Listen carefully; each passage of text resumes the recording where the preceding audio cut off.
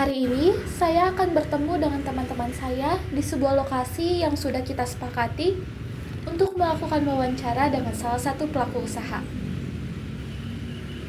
Dan untuk lokasinya ini berada di Jalan DPR dengan jarak kurang lebih 15 menit menggunakan kendaraan bermotor.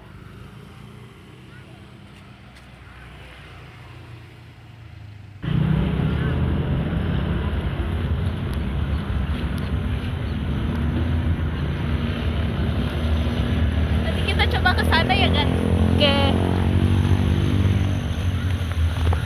Dan untuk lokasinya, kalian tahu nggak sih? Di sini banyak sekali pelaku usaha, nggak hanya satu. Tentunya dengan berbagai macam makanan yang beragam. Bahkan tempatnya juga cukup unik loh. Di sini ada sebuah lapangan yang melingkar dan di sekelilingnya banyak sekali pedagang. Apalagi di hari Minggu pagi, ramai sekali orang yang berolahraga. Dan apabila mereka selesai olahraga, mereka haus dan lapar, tentu mereka ingin mencicipi makanan dan minuman ringan di sana kan? Jadi ini pentingnya sebuah tempat yang strategis untuk menjual produk kepada khalayak yang banyak.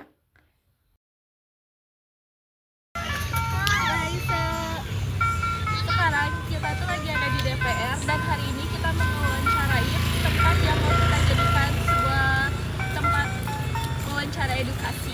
Terus di kelompok satu ini kita ada beberapa anggota ya.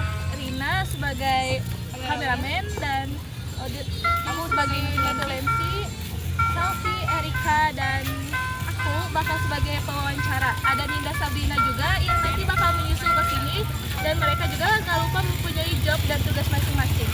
Oke, langsung aja kita wawancaranya.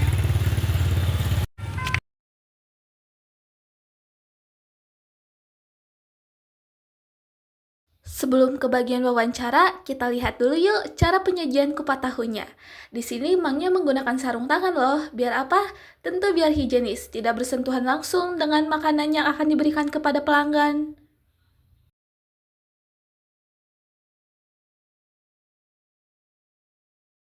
Dengan menjaga kebersihan, ini juga merupakan salah satu poin penting loh bagi kita semuanya selaku calon pelaku usaha.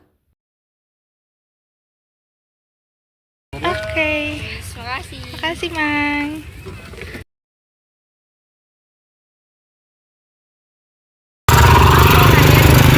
Udah berapa lama Mang berjualan kupat tahu? Kurang lebih kalau keliling itu udah ada setahun. Tapi sebelum keliling memang jual itu mangkal depan rumah. Kalau zaman sekarang kan kebanyakan kalau jualan mangkal gitu kan kita susah ngejar omset ya. Kadang-kadang orang kan kelamaan, apalagi yang dekat tetangga gitu lama-lama bosan juga kan. Nah, akhirnya omset terus menurun. Nah, otak-otak lah gimana caranya supaya omset kembali naik. Nah sekarang zamannya yang apa biasa sebut jemput bola gitu ya, jadi banyak pedagang yang sekarang menggunakan strategi keliling dengan menggunakan sepeda motor gitu. Akhirnya memang coba aja lah Allah gitu, akhirnya keliling Dari tiap hari. tahun berapa Mang? Kalau keliling itu baru tahun 2002, pertengahan 2022 baru masih terlalu lama. Tapi kalau mangkal hampir 1 tahun setengah. Ada nggak sih Pak yang membedakan kupat tahu Bapak sama kupat tahu yang lain gitu?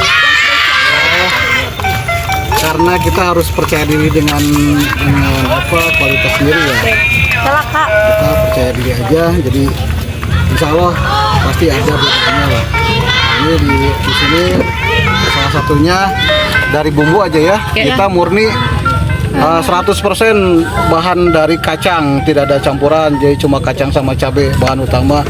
Kadang-kadang kalau yang lain kan ada campuran kanjinya ya, jadi kayak aci gitu ya. Nah ini insya Allah, karena ini sebenarnya resepnya lebih menjurus ke resep Singaparna sih ya, karena memang ini belajarnya dapat resepnya dari orang Tasik langsung. Selanjutnya Pak, Oke. menurut Bapak nih omset yang dihasilkan cukup menjanjikan nggak sih di zaman sekarang ini? Kalau urusan menjanjikan atau tidak prospek atau tidak ya, sebenarnya usaha apapun kalau kita ketemu dengan sungguh insya Allah pasti bisa ya. Yang penting kita tetap semangat, berikhtiar, apapun hasilnya ya. Kalau misalkan kita untung ya berarti itu bonusnya ya. Kalaupun ada rugi ya, namanya jualan pasti ada untung dan rugi ya. Nah, tidak akan terlepas dari untung atau rugi di jualan. Tapi yang penting kita nyatakan untuk hasil aja ya. Oke. Selanjutnya Pak, ada nggak sih yang menginspirasi Bapak untuk membuka peluang usaha ini? Kenapa memutuskan untuk kupat tahu? Jadi gini, pertimbangan awalnya emang waktu pertama saya mau jualan fotografi itu banyak, tapi ini berdasarkan pengamatan mamang gitu ya, kok kayaknya kupat tahu keliling belum ada ya. Nah kalau bakso ada kan, bakso tahu sekarang musim bakso pentol, telur gulung kayak gitu udah menjamur lah, udah banyak. Nah kupat tahu itu kan bisa dibilang di wilayah mamang sendiri di sini di Cileunyi baru mamang ya.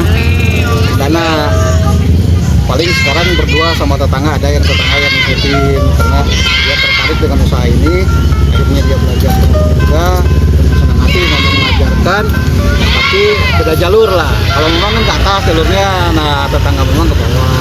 Kita sama-sama ikhtiar, sama-sama mencari nafkah ya. Tidak ada salahnya gitu, tidak ada kata saingan, kata takut perkalahan.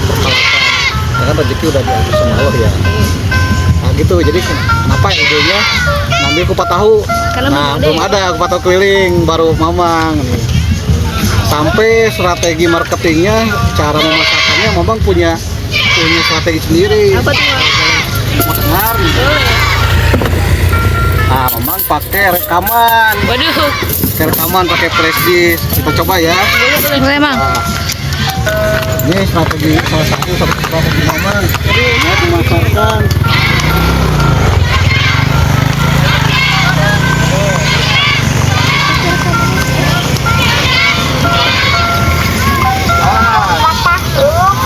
Nih.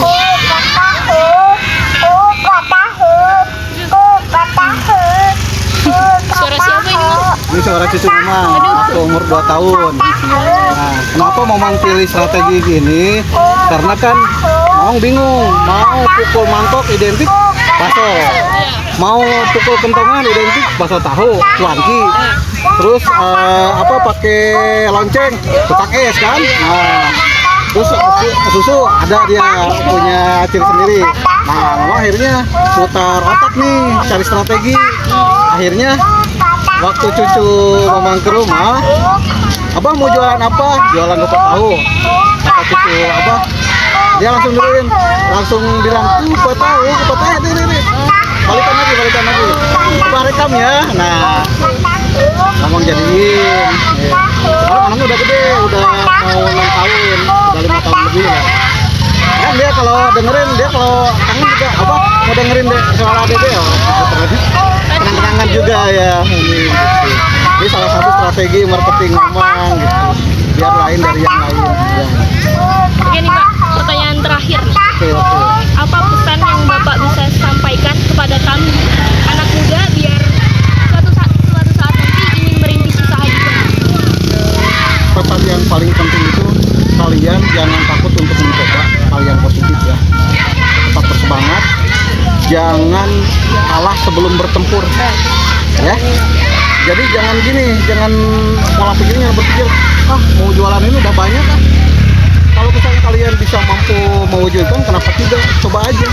Karena rezeki tiap orang itu berbeda-beda. Siapa tahu yang misalkan tetangga yang udah jualan gitu, tapi jangan terlalu dekat juga nih ya. Karena kita bukan di mall atau di pasar. Kalau di mall sama di pasar kan itu emang berdekatan, kadang-kadang jualan sama berdekatan, tapi sebenarnya kayak di mall itu juga ada strategi marketingnya.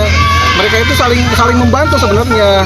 Kadang misalkan di toko ini nggak ada barangnya, di toko tetangganya ada, dia sanggupin nyediain barang itu, padahal barangnya ngambil di toko sebelah. Jadi saling menguntungkan sebenarnya. Beda lagi, tapi kalau misalkan kita di lingkungan, ya biasanya gitu sesama tetangga jualan sama, kadang menimbulkan gesekan ya, perselisihan karena jualannya sama. itu kalau menurut Mamang memang tidak cocok sih kalau dibuat pemukiman berjualan sama, kecuali kalau di pasar sama di mall itu ada strateginya. Jadi mereka tidak merasa saling bersaing. Kadang-kadang harganya sama. Di toko sini segini, toko sebelah juga kadang sama karena kebanyakan mereka ada kesepakatan untuk patok harga gitu. Jadi kalian juga anak muda harus lebih semangat ya, harus berani mencoba hal yang positif. Jangan takut untuk mencoba berbisnis, berusaha ya. Oke, ya sama-sama.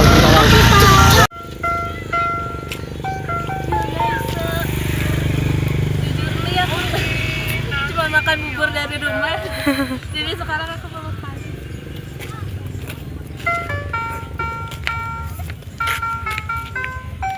Rasanya gimana, Nad? Enak banget. Kurang apa?